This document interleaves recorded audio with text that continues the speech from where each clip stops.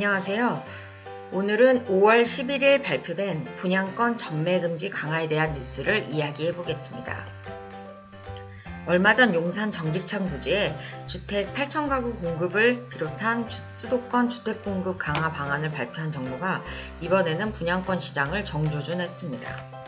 수도권을 비롯해서 지방광역시까지 분양권 전매를 소유권 이전 등기 때까지 금지하겠다는 내용인데요. 사실상 분양권 전매를 전국적으로 금지한 내용입니다. 오늘은 이 뉴스가 어떤 내용이고 시장에 어떤 파장을 주는지 알아보겠습니다. 11일 국토교통부는 실수요자 중심의 주택 공급을 위해 주택의 전매 행위 제한 기간을 강화한다고 발표했습니다. 앞으로 수도권과 과밀억제권역, 지방광역시 등에서 기존 6개월부터 허용됐던 소유권 전매 제한을 소유권 이전 등기 때까지로 강화한다는 내용입니다. 적용 지역은 수도권 과밀억제권역, 지방광역시 도시지역입니다. 이 표에서 보시면 아시겠지만 인천, 구리, 안산, 오산, 평택 등 사실상 수도권 전체 그리고 지방광역시 대부분이 지금 다 들어가 있습니다. 결론적으로 전국의 분양권 전매를 금지하겠다는 내용인데요. 분양권 전매란 분양권을 사고 파는 걸 말합니다. 현재는 규제지역이 아닌 수도권, 그 다음에 지방광역시에서는 6개월간의 전매 제한 기간을 적용받고 있습니다. 그러니까 분양권 당첨을 되는 이후에 계약을 한 이후 6개월 뒤부터는 팔 수 있었다는 얘기입니다. 지역마다 이 전매 기간이 다르기 때문에 좀 사례를 들어 설명해 보겠습니다. 우선 투기과열지구인 서울인 경우에는 소유권 이전 등기일까지는 전매가 금지됩니다. 예를 들어 최근에 이제 분양을 하는 우장산숲 아이파크는 분양권 전매가 아예 불가능하죠. 그러니까 청약이 됐어도 청약 안 된 사람이 이걸 사고 싶어도 못 삽니다. 조정 대상 지역의 경우는 이제 6개월에서 소유권 이전 등기일로 지역에 따라 차이가 납니다.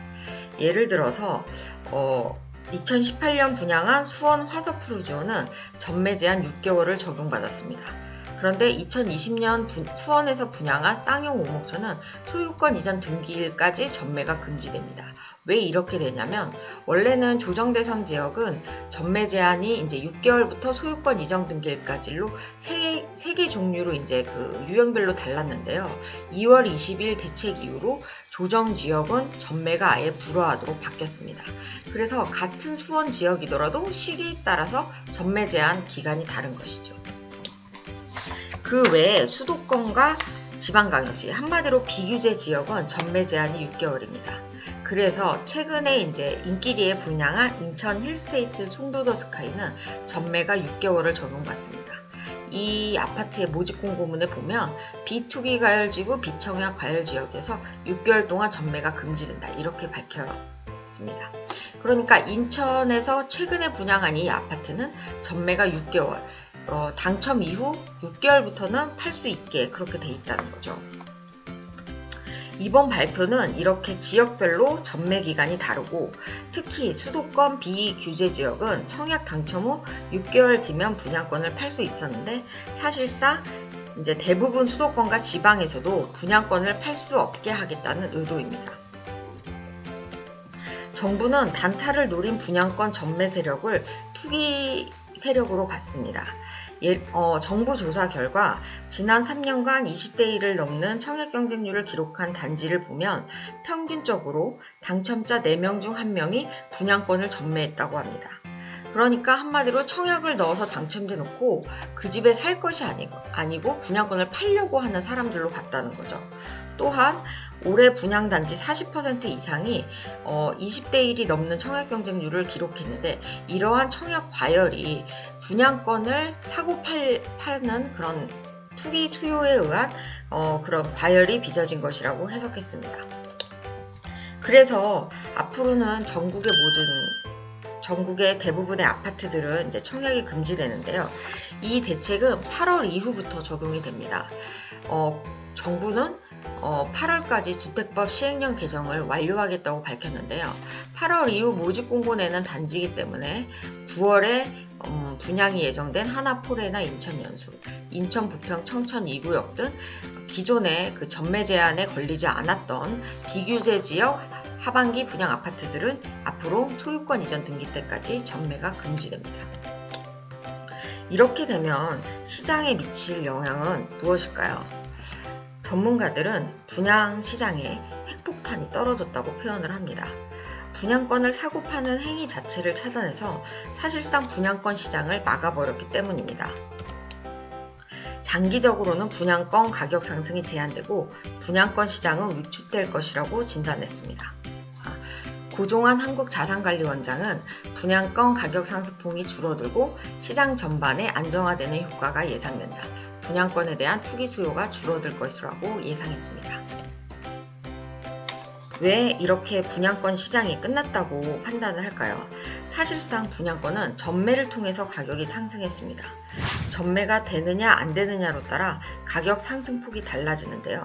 이번 전매 제한 조치는 황금성을 차단함으로써 가격 상승을 억제하는 겁니다.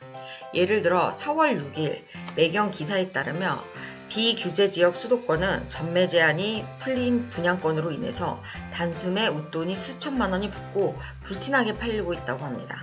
코로나19 충격으로 서울 부동산이 수억 원 하락하고 있는 상황에서 비규제 지역은 풍선 효과로 분양권 전매 분양권이 억대에 웃돈이 붙어서 지금 팔리고 있는 것입니다. 예를 들어 경기도 의정부 센트럴 자이 위브앤캐슬은 전매 제한이 풀리자마자 1억 8천만 원 가까이 프리미엄이 붙었습니다. 송도 더샵 센트럴파크도 프리미엄이 1억 넘게 붙었습니다. 지금 현재 4월에 전매 제한이 3월에 풀렸는데 실거래가 기준으로 프리미엄이 2억만 붙었습니다. 화서파크 프로지오는 2018년 분양했는데요. 현재 기준으로는 대략 5억 가까이 프리미엄이 붙었습니다. 사실상 분양권이 사고 팔리면서 많이 이렇게 가격이 상승한 건데요. 이번 정책은 황금성을 이렇게 막음으로써 거래가 없어지고 사실상 분양권을 상승할 기회를 아예 차단하는 그런 효과를 낼 것으로 기대됩니다. 그리고 이 분양권 전매 기간이 중요한 이유는 전매 기간이 짧을수록 적은 돈으로 투자가 가능하기 때문입니다. 예를 들어 전매 6개월이 적용됐던 화서역 파크 프로지오를 보겠습니다. 이 아파트는 전용 8사 공급가가 5억 4천만 원인데요. 계약을 했을 때 약 10% 5,400만 원만 지불하며 6개월 뒤에 팔 수가 있습니다. 즉 5,400만 원을 지불하고 그 다음 이 아파트가 내 것이 되니까 6개월 뒤에 5,400만 원 투자금으로 팔 수가 있는 거죠. 그런데 만약 이 아파트가 소유권 이전 등기 때까지 전매가 금지였다며 중도금 대출을 받더라도 잔금 30%까지 부담해야 내 아파트로 등기가 가능하고 등기 후에 팔 수가 있습니다. 사실상 총 투자금은 2억 이상 들어갈 수밖에 없는 거죠. 그렇기 때문에 전매가 기간이 짧을수록 적은 돈을 투자할 수 있고 더 많은 어떤 그런 투자 수요들이 붙을 수가 있습니다. 정부의 이번 정책은 적은 돈으로 투자하는 사람들의 청약은 다 차단하고 진짜 살 목적으로 전액 다 지불할 사람들의 청약만 받겠다는 그 의도입니다. 그렇다면 분양권 시장으로 옮겨붙은 풍선 효과는 어디로 갈까요? 마침 분양권 전매가 발표된 어제 힐스테이트 송도더 스카이 전매 6개월짜리 아파트였는데요. 이 아파트에 줍줍 청약이 있었습니다. 무순위 청약으로 청약 자격이 필요 없는 그런 청약인데요. 무려 경쟁률이 1175대 1에 달했습니다. 아무래도 인천 송도의 초고층 아파트라는 그런 상품 자체의 매력도 있지만 청약 자격이 필요가 없고 전매 제한이 6개월이니까 6만 명 가까운 사람이 청약을 신청했습니다. 네, 함영진 직방 데이터 랩장은 높은 황금성으로 단기 시세 차익이 기대되고 교통망 확충 호재를 갖춘 그런 비규제 전매 기간이 짧은 곳으로 일시적으로 부동자금이 유입이 증가할 것이라고 예측했습니다. 건설사들은 8월 전까지 규제를 피한 밀어내기 분양을 할 가능성이 있습니다. 우선 5월에서 8월까지만 대략 13만 가구가 분양이 예정돼 있습니다. 특히 지방에서는 2만 3천 가구가 분양이 예정돼 있습니다. 이런 곳에 지금 아니면 우리가 분양권 전매 가능한 분양권을 구할 수 없다고 해서 많은 사람들이 단기적으로 몰릴 가능성이 있습니다. 그렇다면 8월 이후부터는 어떻게 될까요? 아무래도 실수요자 중심으로 청약시장이 재편될 가능성이 높습니다. 분양권은 적은 돈으로 투자를 할 수 있었는데 그래서 투자자들이 몰렸습니다. 하지만 이러한 기회 자체를 원천적으로 금지를 해놓으니 상대적으로 비규제 지역의 청약 매력이 떨어져서 경쟁률이 하락할 것이고 이에 따라 가점 높은 수요자들의 당첨 확률은 더욱 높아질 것입니다. 한마디로 경쟁률에 실거주 허수 요건이 좀 많이 빠질 수 있다는 얘기입니다. 와우. 그러면 1주택자들은 어떻게 해야 될까요? 사실 분양권을 사는 사람들 중에는 내가 주택을 갖고 있고 청약 가점이 낮아서 차라리 피를 주고라도 새 집을 사겠다는 사람들이 많았습니다. 분양권을 살 수가 없다면 세 가지 시나리오가 가능합니다. 기존의 구축 아파트를 매수한다. 그러니까 이렇게 되면 새집 받기를 포기한 사람들이 기존 구축 아파트를 매수하니까 구축 중심으로 집값 상승 가능성이 있습니다. 아니면 청약이 안 됐더라도 그 아파트가 준공 뒤 전매가 풀리고 시장에 나올 아파트를 기다려서 매수를 한다. 이런 경우에는 입주 후 이제 형성된 시세가 있고 또 집주인들이 지불한 취득세, 양도세 이런 걸 감안해서 집주인들이 더 시세를 얹어서 시장에 내놓을 가능성이 있기 때문에 아무래도 분양권을 사고 팔았을 때보다 그러니까 분양권 시절보다 좀 더 높은 가격에 집을 지불할 가능성은 있습니다. 세 번째는 청약이 될 때까지를 기다리는 겁니다. 당첨이 될 때까지 버티기 때문에 사람들이 살고 싶어하는 곳에 청약 경쟁률이 더 몰릴 것 같습니다. 그만큼 비인기 지역은 미분양 확률이 좀 높아질 것 같습니다. 단 여기에 변수가 있습니다. 내년 9천 가구 청약을 받는 3기 신도시입니다. 엄청난 공급량인데요. 전문가들은 3기 신도시 사전 청약이 내년에 예정돼 있기 때문에 청약 실수요자들은 내 집 마련을 위한 새로운 전략을 생각해 보라고 조언을 하고 있습니다. 정부가 그동안 풍선 효과의 주범으로 꼽힌 분양권 시장에 폭탄을 던졌습니다. 정부의 정책이 시장을 이길 수 있을까요? 정책 발표 후 바로 만든 내용이어서 부족한 점이 있을 수 있는데요.